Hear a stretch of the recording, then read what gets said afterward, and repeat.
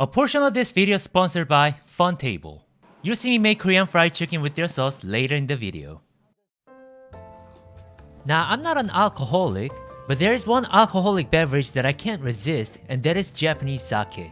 Well, I guess that makes me an alcoholic. Now, I think sake is great, but they're like $1 billion a bottle when I get them from a Japanese restaurant. And unfortunately, I don't have that kind of money. So I thought to myself, why don't I just make it? That's right, I'm going to emulate the traditional method of brewing sake at home using only 3 ingredients: rice, koji, and yeast. I'm going to explain exactly how you can also make this sake at home while also explaining how this magic happens.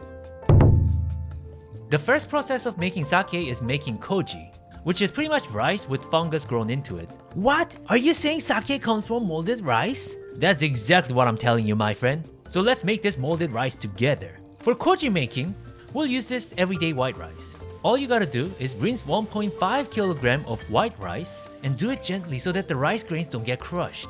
I know that my dreams are already crushed, but I'll try not to crush this rice. By the way, I had 2 dreams as a child: becoming a mom and becoming a crusader. Why? Because both of them are powerful. Now, if you rinse and repeat for long enough, you'll see the water becoming clearer. I tried to rinse and repeat my sad memories too. It only seems to work on rice. And we'll soak this rice in water for 4 hours. And then you want to drain the water for at least an hour. This is a crucial step because rice becomes more penetrable after getting soaked wet. And we need that room for penetration for our koji fungus to grow. After that, we're going to steam the rice instead of cooking it normally, and that's because damp rice is harder for fungus to penetrate. Steam for 50 minutes and make sure you do not undercook it. When you're done, take the rice out and cool the rice to 30 degrees Celsius. This hasn't been proven by science yet, but I personally sing Japanese songs for the rice just so that they can feel more chill. Yep, the rice is definitely enjoying that song. Now what I have to do is to add about 3 grams of koji from this packet. Just make sure you sprinkle the koji powder evenly on the steamed rice and use your hands to really mix them up. So by now you might be wondering, what the hell is this koji? Well, koji is the spores of Aspergillus oryzae, a mold that can be found in nature in fresh corn husks. Now this fungus is different from the molds that you see in the corners of your house because it can be used to make fermented foods such as soy sauce, miso, vinegars, and most importantly, sake. When given a desirable habitat like the steamed rice, the koji reproduces asexually, and that word means more than just an extra word on their Twitter bio. They can actually reproduce by themselves. So it's like millions of them are masturbating side by side and their unloaded materials become their children, and those children also reproduce by themselves. So, man, imagine if us humans can do the same thing. By now I have so many children that I have like an intergalactic army of Jimmy Juniors. Just kidding guys, haha, just kidding. By the way, I'm gonna leave the purchase link in the description for koji and other core ingredients that you might need. So these dirty guys, they like everything wet and warm to grow, which means I'm gonna need an incubator. Do I have an incubator? Of course I don't, but I'm going to design one right now. This is my plan. First, I'm gonna place the cheesecloth and the rice inside of this plastic container with holes in them. And then I'm gonna fill up another plastic container with some water and put these rubber pieces in there just as a spacer. And then I'm going to place the rice on top of this. I placed the lid on top. I left a little gap so that air can get in. I just left it on my heated floor and then covered it with a bath towel. The goal here is to maintain the humidity and the temperature of about 28 to 30 degrees Celsius. It's supposed to take about 48 hours to fully mature, so why don't we check back in about 12 hours. Well, after 12 hours, I couldn't really tell any difference. But after 24 hours, I was definitely able to see some fungal growth on my rice. After about hour 12, you should open the lid every now and then and mix them up, just to let some of the heat out. Because koji fungus will heat up as it's reproducing, and its own heat can kill them after 40 degrees Celsius. After 48 hours, I finally got my koji.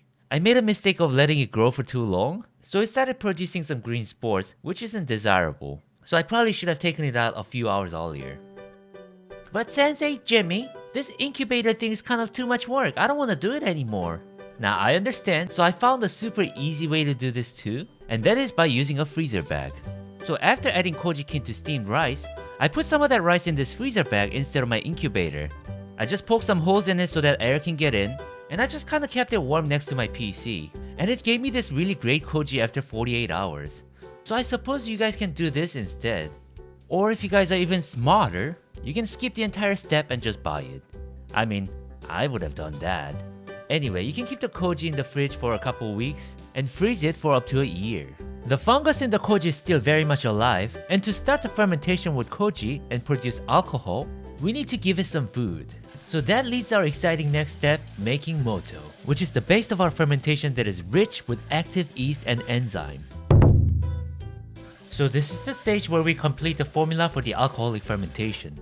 And it requires 3 components: enzyme, yeast, and starch. In this process called alcoholic fermentation, an enzyme, which in our case is koji, breaks down starch into glucose. And you can just consider glucose as sugar that makes us fat. Now our next ingredient, yeast, it's the same thing as the yeast that you use in baking. It's like a hungry man with an eating disorder. Yeast will find any glucose that's nearby and turn that into CO2 and ethanol.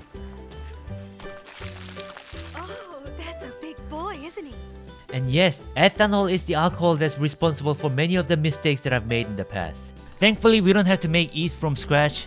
You can buy this wine yeast or any kind of baking yeast really. And I'm going to steam 225 grams of sweet rice using the same soaking, draining, and steaming method that we used earlier.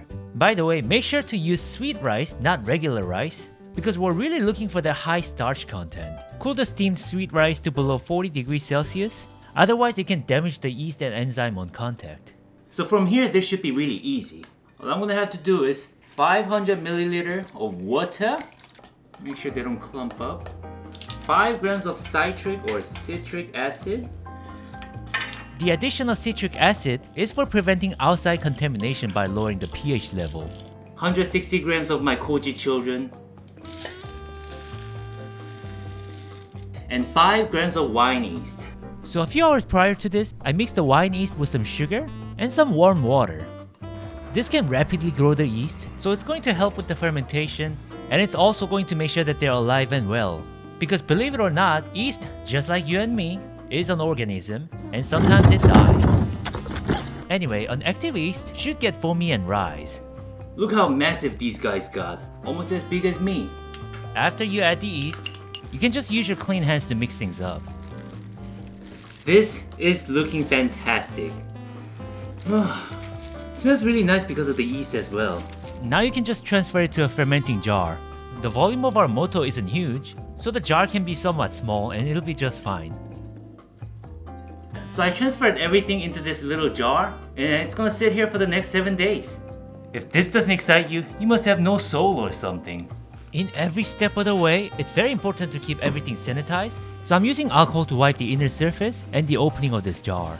Doesn't this just turn you guys on? This is really cool. Now we can just let it chill for the next 1 week. I just left it at room temperature, and it's gonna do its fermentation thing, where enzymes in koji will break down the sweet rice, and the yeast grows by feeding on the glucose from the broken down rice.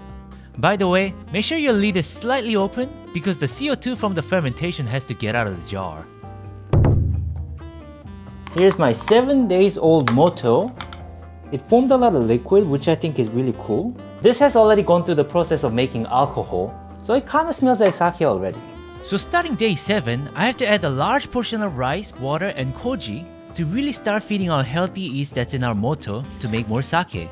Traditionally in Japan, they do it over the course of 3 days, where on day 7 they add 1/6 of the total addition, on day 8 they add 1/3, and on day 9, the half or the remaining amount of rice, water, and koji.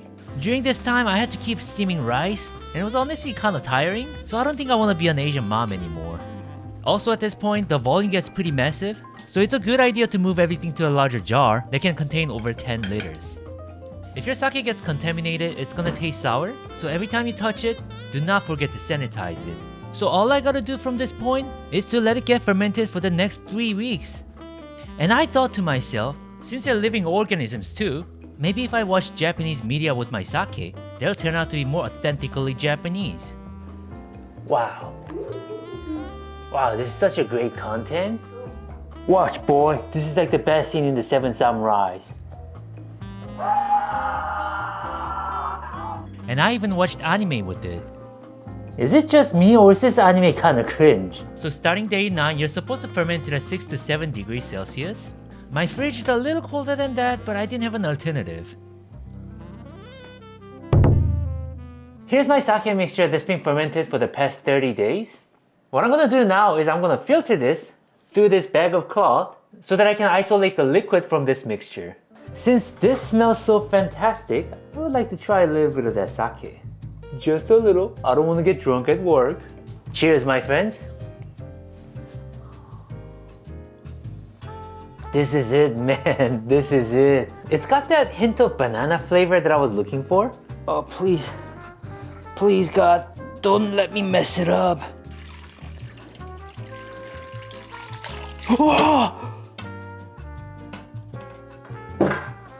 I almost thought I was smart. Thank God I had this secondary filter. So it took a little while to filter through everything, but with my superhuman level of patience, I was able to make it happen. And then I poured everything back to the clean jar, and that is because although this rice wine is ready for consumption, this cloudy sake is called nigori. It's cool in its own way, but I want my sake to be crystal clear. To achieve that, I just put it back in the fridge and waited for the particles to sink to the bottom. The plan was to then use the faucet to collect just the clear part of this sake. I must be a goddamn genius. You see guys, this is just like your emotions. Sometimes you just feel like everything's murky and cloudy, and you can't even imagine what's gonna happen. If you feel like that sometimes, just give it some time. Let things settle. And then the next thing you realize, things are gonna start to look more clear. Okay, enough crazy talk. Let's do this. Wow, thank God, at least some of my plans work. So this sake still has active yeast and enzymes, and they can continue to change the flavor of the sake.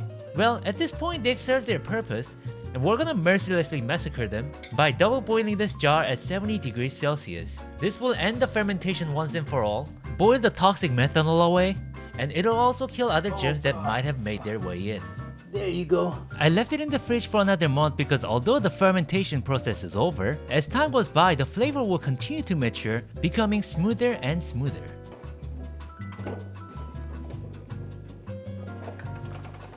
Wakey wakey. After another month, I decided to finally bottle everything, and oh my God, this is rewarding. Yes! It's super clear! This is clear as fuck, boy. So I ended up with about 5 liters of sake. Well, it could have been almost double, but I spilled a lot. So now that we have our good sake, I feel like we need to get some food ready. So today I'm going to make what might be my favorite food of all time, the Korean fried chicken. If you guys never had Korean fried chicken before, don't worry, it's super easy to make. You really only need like 3 ingredients.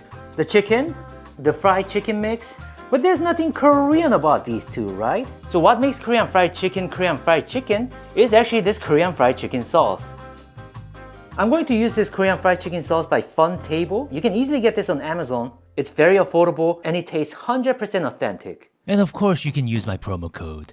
Just buy the sauce, it's gonna save you so much trouble and you're guaranteed to enjoy the fried chicken. Step aside.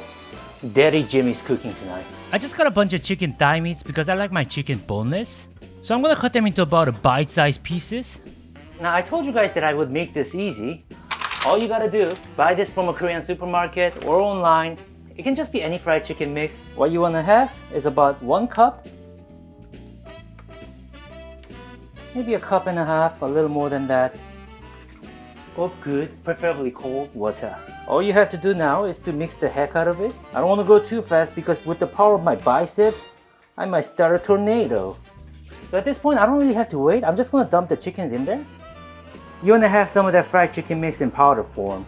Get some good vegetable oil. We're just gonna boil this oil now. For the best outcome, you want the temperature to be at 170 degrees Celsius. When the oil temperature is at 170, you're ready to start.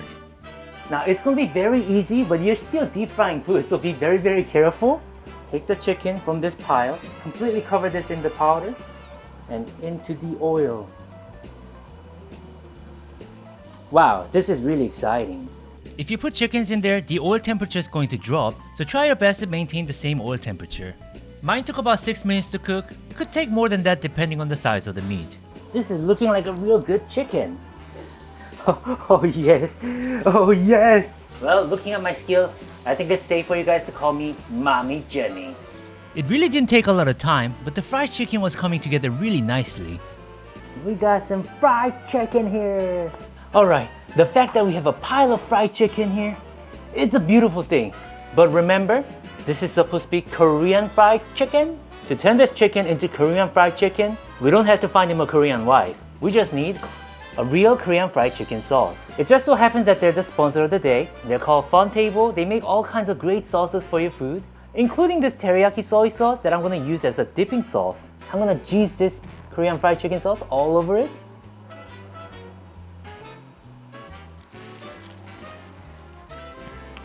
How does this look to you guys? That's perfect Korean fried chicken. Let me taste just one piece. Oh my god! I am legitimately surprised because this is just like the franchise chicken. Come on children, take a bite. Let's do this half and half fried chicken presentation. What can I say? This is as Korean as it gets. Now I believe this is the time to enjoy. Oh, hold on, product placement.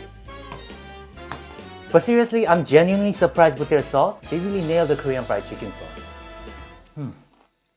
Would you guys fancy a glass of sake? How many days did I have to work for this? And here's the moment of the truth. Is it good? I am upset at God that's up there in the sky. Cause it's so unfair that only I get to enjoy this sake. This is just like store-bought sake. I'm gonna use that teriyaki soy sauce, see what that tastes like.